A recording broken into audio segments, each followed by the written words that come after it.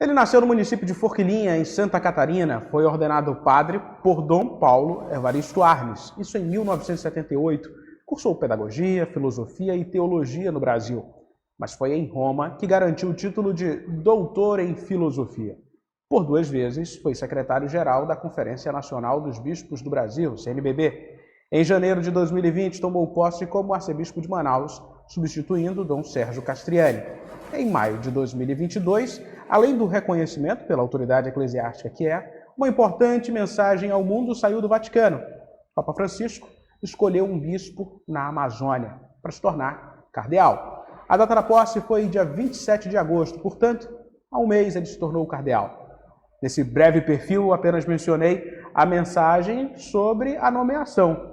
Mas além dessa mensagem, o seu currículo, cardeal, o Papa Francisco demonstrou uma preocupação gigantesca com o que estamos vivendo, com essa região que nós somos moradores. Seja muito bem-vindo ao Real Time 1. Obrigado pela oportunidade de estar aqui com vocês. O Papa Francisco tem demonstrado um carinho especial pela região da Amazônia. Ele costuma dizer que foi na Conferência de Aparecida que ele descobriu a Amazônia. E desde aquela época ele sempre de novo se recorda da Amazônia. Quantas vezes ele nos perguntou para a presidência da conferência, como vai a Amazônia? A Amazônia está no meu coração. Então, se trata da Amazônia como um todo, com seus povos, com suas culturas, com o seu meio ambiente e tudo. Mas especialmente também um carinho muito grande que ele tem para com as igrejas que estão na Amazônia, isto é, as prelazias, as dioceses e também as arquidioceses. É uma proximidade muito grande que Papa Francisco tem conosco. E nós percebemos esse afeto dele quando estivemos reunidos por ocasião da visita ad limina, que é a visita que os bispos fazem ao túmulo de São Pedro e por isso também ao Santo Padre, que é o sucessor de Pedro, e num encontro muito fraterno, muito assim, de diálogo, um momento muito solto assim de convivência, ele demonstrou naquela ocasião mais uma vez o quanto ele preza a Amazônia, como ele está próximo de todos nós. Eu sempre digo que a minha nomeação como cardeal tem a ver com essa proximidade do Papa com a nossa região da Amazônia. O catarinense um dia pensou em se tornar cardeal? O catarinense ele pensou em ser missionário na África. O meu desejo de menino, quando ingressei no seminário, foi ser missionário na África. Eu estive na África uma vez só na minha vida. E quando então eu exerci diversas funções e diversos serviços dentro da ordem franciscana, mas sempre em relação à formação. E ajudei em diversas paróquias, mas sempre foi em relação à formação. Depois de terminar o doutorado em Roma, ao voltar para o Brasil, veio então a minha nomeação para São Félix do Araguaia, no Mato Grosso. Naquela ocasião, ter que tomar uma decisão em aceitar o episcopado, não, o que me fez aceitar foi justamente em ser uma região que tinha muito a ver com a missão, uma região necessitada, uma região com tensões. O bispo que lá estava, Dom Pedro Cassaldáliga, era um grande bispo, muito próximo dos povos indígenas, muito próximo ao sem terra, muito próximo nas questões fundiárias que havia naquela região, que ainda continuam um pouco. Foi esse o motivo que me levou a dizer ao Papa Francisco, sim, eu aceito ser bispo da prelazia de São Félix do Araguaia. Então, meu desejo era ser um missionário. E quando eu sugeri ao Papa para vir para a região da Amazônia, e que ele acabou então me nomeando para Manaus, era também esse desejo, porque nós sempre ouvimos falar da Amazônia, das nossas comunidades, esse modo fraterno, esse modo acolhedor, como as comunidades se organizam, esse espírito quase das primeiras comunidades, que é um espírito missionário que caracteriza as nossas igrejas que estão aqui na Amazônia. Por ter esse espírito missionário, o senhor entende essa relação sociedade e meio ambiente, sociedade e Amazônia, Amazônia e os povos que vivem aqui, o senhor até mencionou isso numa resposta anterior. justamente por estar num ponto muito estratégico que a gente vive, que é Manaus, e o foco do mundo todo está em cima dessa marca Amazônia, da preservação, como conciliar, cardeal, essa preservação e, ao mesmo tempo, entender que temos população que vive aqui, que passa fome, que passa necessidade. Tem um momento aí que é preciso ser muito bem discutido e entendido pelas autoridades, não é? A fome ela existe não por falta de alimentos. E o avanço do agronegócio na nossa região da Amazônia não é em benefício daqueles que passam fome. São commodities, são exportação, beneficiam um determinado grupo. Mesmo o garimpo que temos aqui em um avanço cada vez maior, a contaminação dos nossos rios pelo mercúrio, sempre de novo a questão econômica. Não é a Amazônia. A Amazônia para essas pessoas não interessa. Enquanto tem lucro, e depois que não tiver mais lucro, eles vão abandonar aqui. E nós teremos também, com isso, grandes problemas no futuro. Cada vez mais se percebe que a devastação da Amazônia terá consequências enormes, não apenas para a nossa região, mas também para outras regiões. Não podemos esquecer que os rios aéreos que levam a chuva para o centro-oeste e o sudeste vêm da Amazônia. Os rios aéreos que levam umidade e possibilitam as chuvas no centro-oeste e sudeste vêm da Amazônia.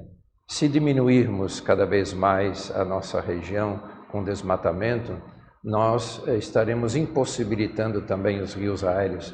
Quer dizer, o Brasil vai sentir, mas não existe um desejo de compreender as implicâncias que existem com a devastação da Amazônia, com o avanço do agronegócio na nossa região, com a devastação das nossas florestas, com a poluição dos nossos rios. Então, quando nós falamos em desenvolvimento, nós precisaríamos ter uma compreensão de desenvolvimento que realmente dissesse assim: o homem está conseguindo habitar melhor na nossa região? Quer dizer, os povos originários que são daqui, eles estão tendo uma condição de vida melhor? As pessoas que aqui estão, elas podem conservar a sua cultura, as suas tradições, os seus cantos, as suas danças, as suas crenças? Quer dizer, existem várias perguntas a serem feitas quando nós falamos de desenvolvimento. E sempre o argumento é de desenvolvimento. Precisamos desenvolver a Amazônia. Existe um desenvolvimento que é possível com o não desmatamento? É possível um desenvolvimento onde os povos originários, os povos indígenas não sejam tão agredidos, violentados? Existe um desenvolvimento que realmente leva as pessoas a poderem habitar melhor na nossa região? Veja, então são perguntas que devem ser feitas, mas também serem respondidas. Mas do jeito que as coisas caminham, pessoalmente, não vejo muito futuro. E é por isso que a igreja tem insistido cada vez mais no cuidado para com a região da Amazônia. O que existe de depredação, por exemplo, com a pesca. Hoje, vários grupos indígenas já estão muito bem organizados. Inclusive, tivemos várias falas muito interessantes e importantes na Assembleia que tivemos na semana passada aqui em Manaus, do nosso Regional Norte 1, da CNBB, onde vários indígenas participaram e puderam dar o seu testemunho, dar a sua opinião, dar a sua contribuição. Os povos indígenas não estão sendo ouvidos, estão sendo cada vez mais agredidos. E não se respeita a dignidade da pessoa. A compreensão que rege o avanço sobre a Amazônia é uma compreensão do dinheiro. Para usar uma expressão do Papa Francisco, é uma compreensão financista. Não é o desenvolvimento, não é a compreensão do cuidado, é o lucro. Então, quando nós falamos da região da Amazônia, tem várias questões que nós deveríamos, com calma, discutir, mas discutir baseado na ciência. Existem diversas iniciativas muito interessantes, como já acabei de dizer, dos povos indígenas, para preservar a sua alimentação. Por que o Tom e o Bruno foram mortos, foram assassinados? Porque queriam preservar a Amazônia e deixar que os povos que habitam aquela região pudessem habitar tranquilamente. Inclusive naquela região é onde existem mais grupos que ainda não têm contato com os brancos, não porque não querem, é porque acham que esse contato ele não leva a uma dignidade, não leva à preservação desses pequenos povos que ali habitam. Nós chamamos de isolados, eles não são isolados. Eles têm uma relação muito próxima, muito íntima com a natureza que as acolhe, que para eles é uma casa, é a casa comum deles. É isso. O senhor menciona muito sobre a população tradicional que vive na Amazônia e isso demonstra a preocupação da igreja. Como é que a igreja tem trabalhado? É um trabalho histórico que a igreja tem com a população, mas hoje, como está esse trabalho? Esse trabalho hoje vem, ou melhor, esse serviço, ele é exercido muito com o CIMI, o Conselho Indigenista Missionário. Mas nas nossas dioceses, cada vez mais, nós estamos nos abrindo à participação dos povos indígenas. Você imagina, nós na cidade de Manaus, segundo pesquisas, temos mais de 35 mil indígenas, fora as pessoas que não se identificam como indígenas. Ora, isso é uma população, é uma cidade. Qual é o serviço que nós estamos oferecendo? Graças a Deus estão cada vez mais organizados, cada vez mais se reúnem.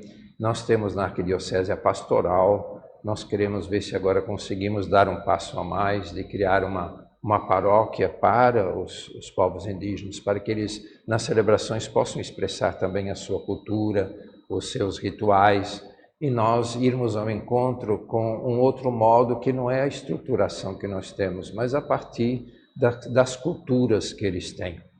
Mas nas nossas dioceses, por exemplo, São Gabriel da Cachoeira, onde 91% são indígenas, existe uma busca de realmente visitar as aldeias, apoiá-las, ajudá-las e mesmo também, junto aos órgãos de governo, buscar uma ajuda, buscar uma proteção.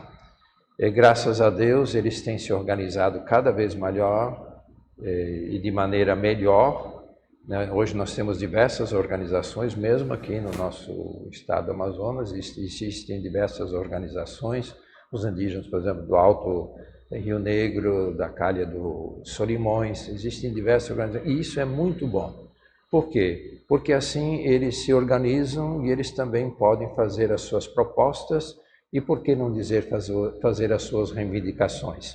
E a igreja sempre tem procurado estar ao lado deles, respeitar as suas culturas, oferecer o evangelho, que é um modo de vida que pode levar inclusive à preservação.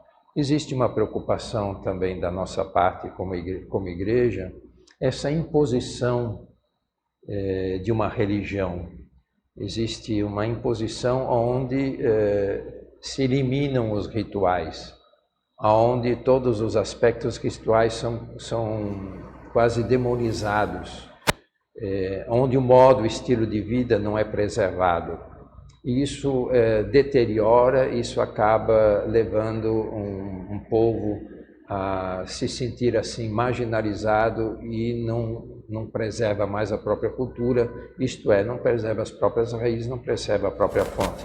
Isso é um pouco a morte futura de um povo, quando a parte mais fundamental da vida, que é a religião, ela é colocada de uma maneira meio deturpada.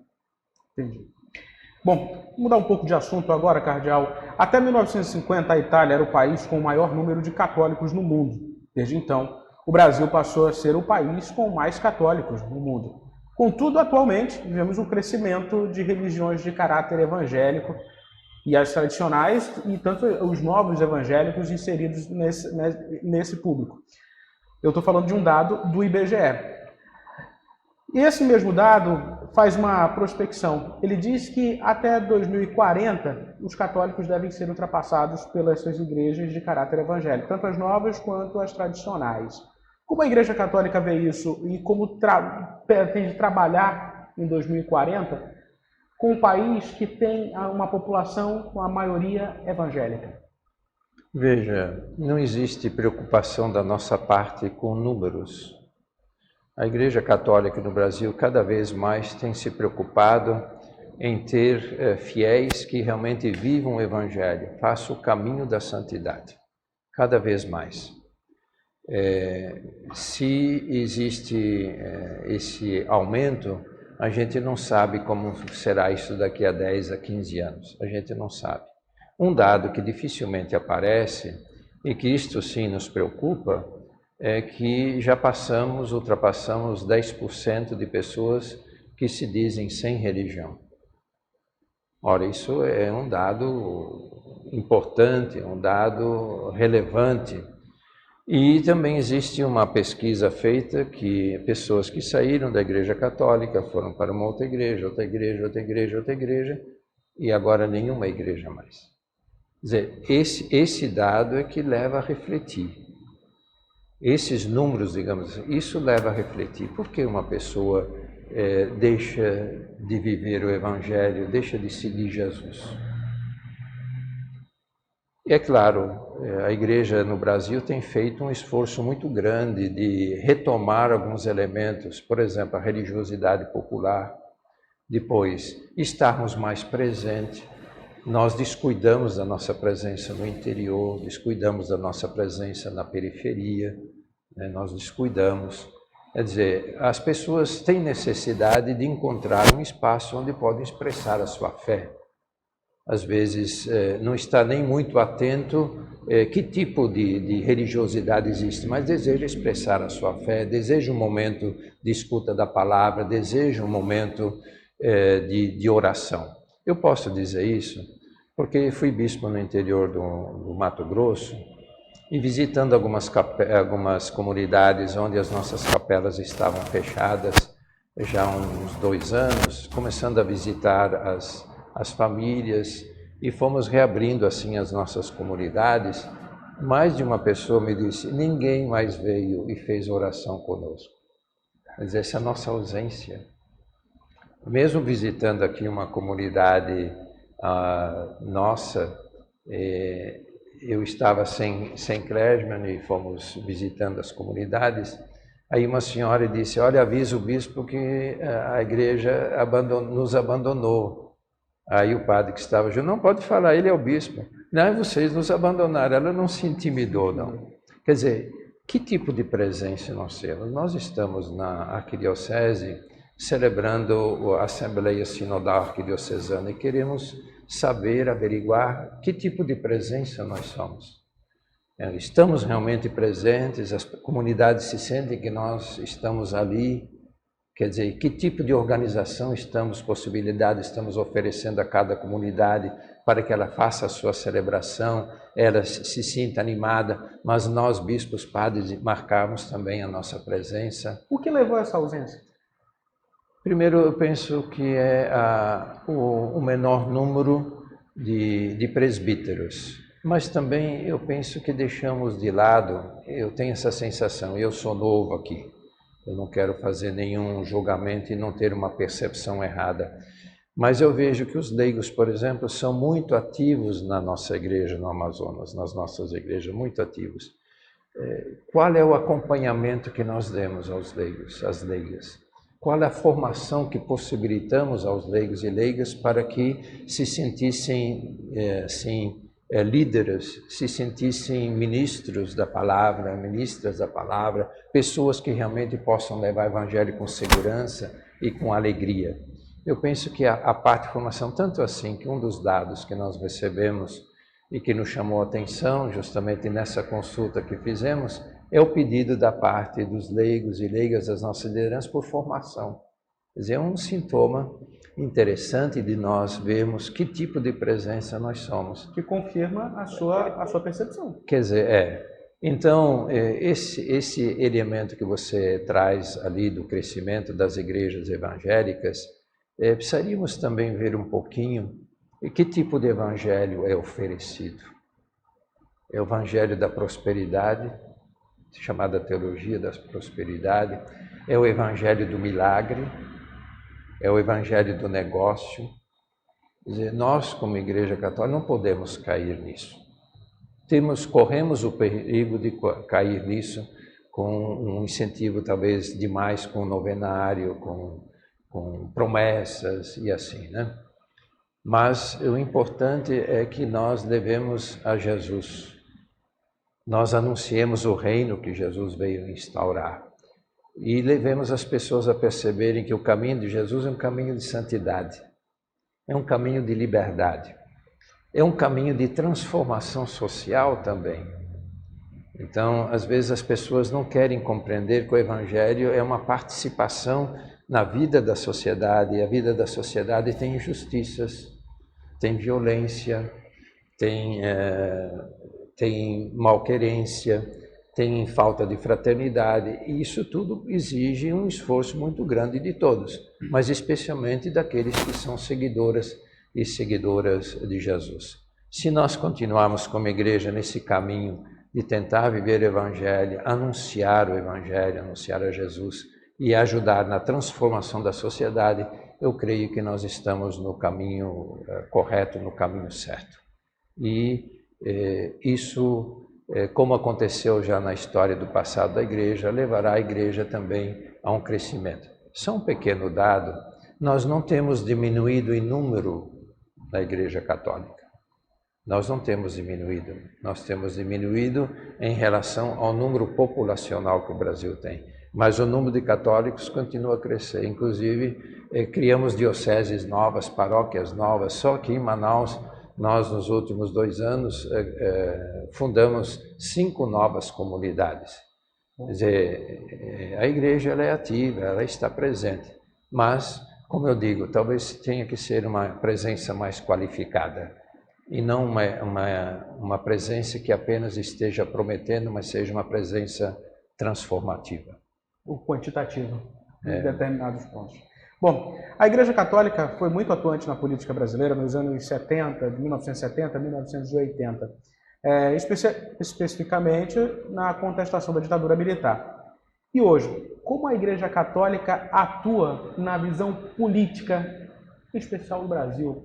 A gente vê uma polarização, uma dificuldade de falar nesse tema, porque você logo é taxado. Mas a igreja continua ativa. É claro que chama mais atenção nos anos da ditadura, onde a igreja era a única voz que podia ser voz. Vejam a diferença. Hoje nós temos muitas possibilidades de falar, se bem que exige hoje de novo, como você lembra, uma dificuldade de você, de novo, poder livremente expressar suas ideias. Existe não apenas uma polarização, existe uma verdadeira tensão na nossa sociedade. Mas naqueles anos a igreja foi quase a única voz. Única voz porque tinha liberdade, mas não foi uma liberdade sem sofrimento. Nós tivemos Dom Hipólito, por exemplo, que foi preso e deixado nu, pintado na rua. Nós tivemos ataques enormes contra Dom Paulo Evaristo, contra Dom Pedro Cassaldáliga, contra Dom Helder Câmara. Vários padres foram presos, né? Frei Beto, que é um religioso dominicano, foi preso. Continua hoje ali escrevendo artigos que nos ajudam a refletir e aprofundar. Religiosas foram presos, leigos foram presos, foram mortos. E a igreja... Jornalistas foram presos, quer dizer, foi inclusive morto, né? Herzog foi morto. Vejam, era um momento em que a igreja foi a única voz e que foi dando devagar a voz. E isso foi um movimento que levou à superação da ditadura. As Forças Armadas foram percebendo que era hora de deixar de novo espaço livre para a sociedade. Hoje, a igreja está muito presente na política. A CNBB tem curso de formação de fé e política. Tem curso de formação de fé e política. A igreja, por ocasião das eleições, cada vez mais está ajudando a refletir a questão do voto, a questão da democracia. Então, a Igreja Católica ela não se ausentou. A Igreja Católica sempre esteve muito ausente. Nos momentos mais difíceis, ela tem, através da presidência, ou da Assembleia Geral, ou do Conselho Permanente, tem emitido opiniões, A igreja muito presente. O que talvez esteja nos faltando e que tínhamos mais é ajudar na formação da compreensão da política. Veja, a política hoje ela está denegrida. Com todo o processo da Lava Jato, nós talvez até não percebemos muito, mas quem mais sofreu agressão foi a política, não os políticos. E isso, no meu modo de ver, foi feito de maneira proposital. Você fragiliza a política, então você começa a tornar a sociedade mais volátil. A sociedade já não sabe mais e acaba votando em quem votou em 2018. Mas isso porque a política foi agredida, a política foi diminuída. E o grande trabalho nosso hoje é fazer perceber que a política é essencial na sociedade. Não estou falando aqui de partidos políticos. Os partidos políticos são expressão, mas a política, esse modo da sociedade se organizar, esse modo da sociedade discutir, esse modo da sociedade propor políticas públicas, isso é política. Uma outra questão é o que nós podemos criticar e continuamos a criticar, por exemplo, o modo de um Congresso Nacional. Por exemplo, com orçamento secreto. Isso é imoral. Mas se aproveita desses elementos para atacar a política. Então se elegem depois pessoas que não têm um mínimo de ética, que não visam o Brasil, visam a si mesmos, visam determinados grupos e que tem crescido cada vez mais os grupos no Congresso Nacional, o que leva a um prejuízo muito grande no Brasil. Então talvez o que nós tenhamos que fazer, passado o tempo da eleição, é nós ajudarmos as nossas comunidades a pensar a política. A política é vital, é essencial, senão nós perdemos o rumo e acabamos perdendo a democracia. Penso que nós deveríamos, passado o tempo das eleições, retomarmos e ajudarmos as nossas comunidades a perceber quão importante é a política, mas como é importante participar da política. Fazer com que nas nossas comunidades surjam candidatos, candidatas, e depois apreciar o voto, saber da responsabilidade de dar o voto. Se fala muito, por exemplo, aqui e no Brasil inteiro, eleger o presidente ou o governador. E quase não se discute qual é a representação que nós queremos na Câmara Estadual e no Congresso Nacional. Ora, aqui é que se legisla, aqui é que se podem pensar os elementos e as iniciativas para o bem da sociedade. E quem nós estamos elegendo?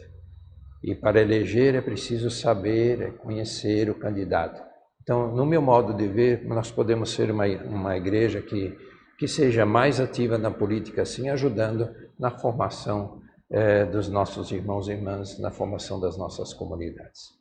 Dentro dessa sua fala, eu percebo uma preocupação até desse cenário que o senhor colocou aqui, de falta até de ética, de tentar tirar o crédito da democracia que a gente vive ou dos processos democráticos. E aí a gente lembra da própria urna eletrônica, que o Brasil é uma referência, hoje tentada colocar em descrédito.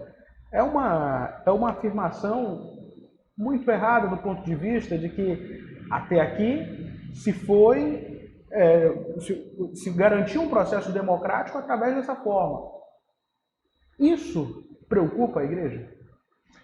Preocupa tanto que, inclusive, já houve manifestação da parte da presidência da Conferência Nacional dos Bispos do Brasil e foi retomado na mensagem que os bispos reunidos em Aparecida para a 69ª Assembleia Geral reafirmaram a questão da urna eletrônica, reafirmando a questão do voto,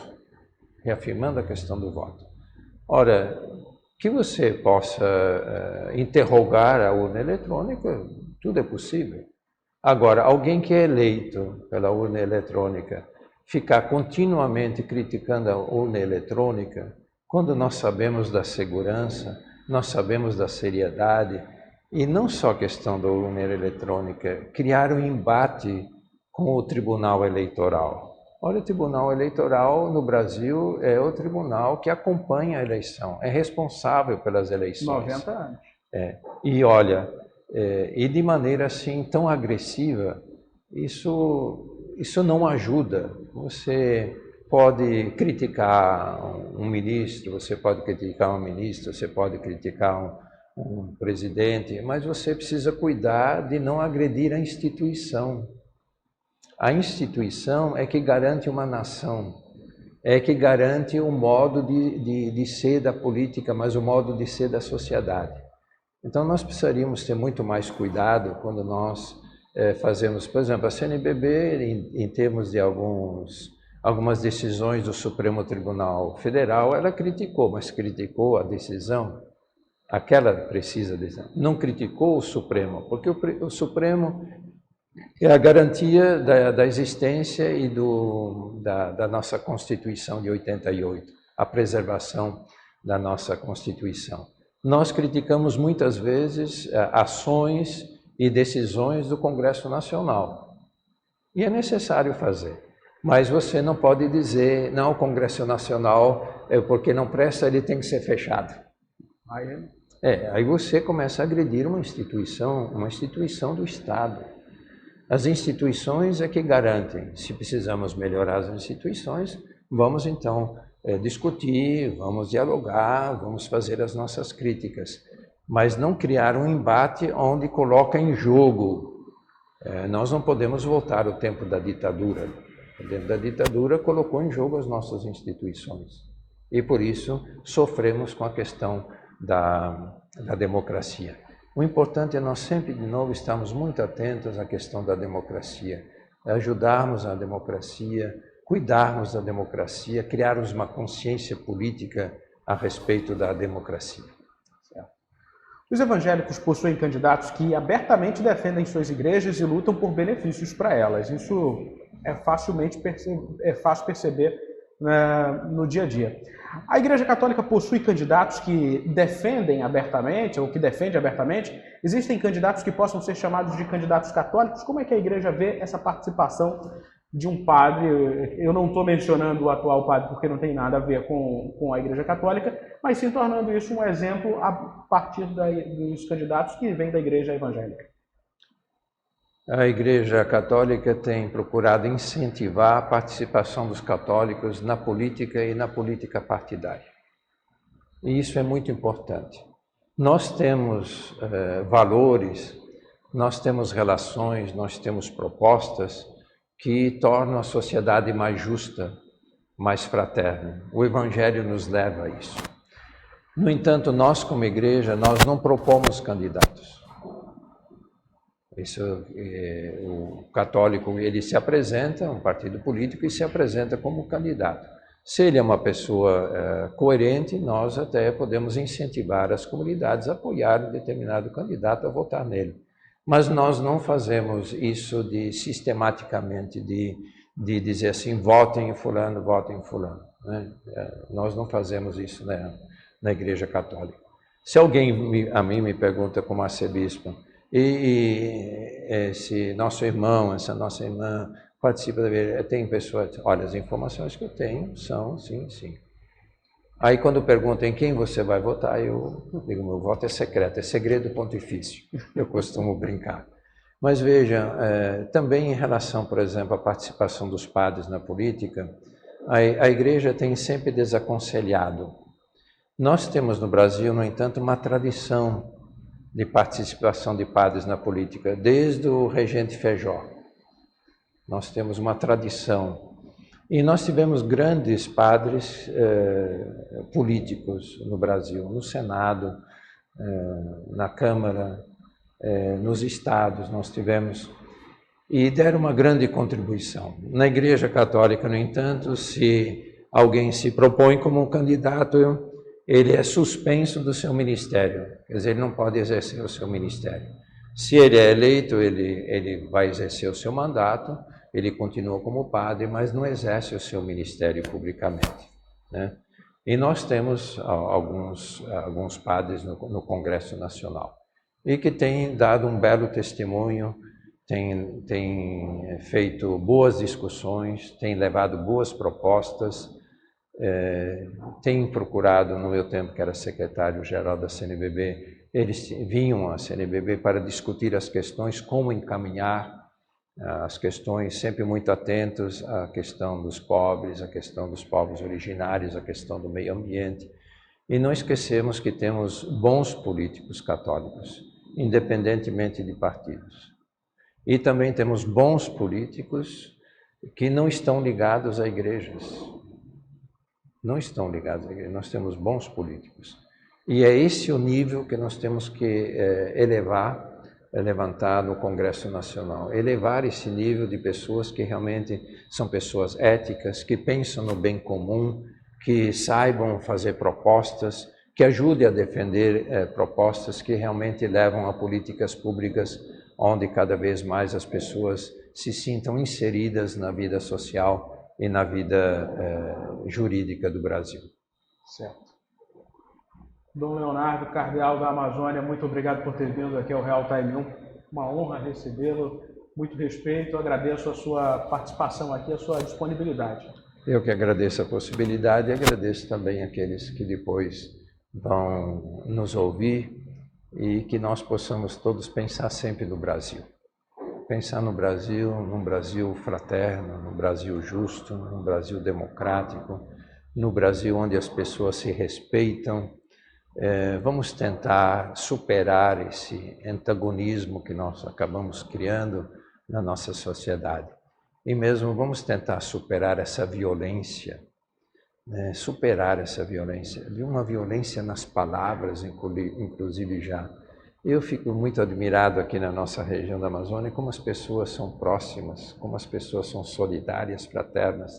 Nós podemos perder esse grande dom que nós recebemos na nossa região. Vamos cuidar do nosso Brasil, vamos cuidar da nossa Amazônia, vamos participar ativamente. É tão importante nós darmos a nossa ajuda e mostrarmos que sempre vale a pena irmos ao encontro dos mais necessitados e que vale a pena viver numa sociedade onde todas as pessoas são respeitadas, onde a justiça impera. Certo, muito obrigado. Você, internauta, muito obrigado também por estar acompanhando a gente. Eu peço que curta, comente, compartilhe esse seu conteúdo no seu grupo de WhatsApp e não esqueça de se inscrever em nosso canal no YouTube, é o Portal Real Time 1.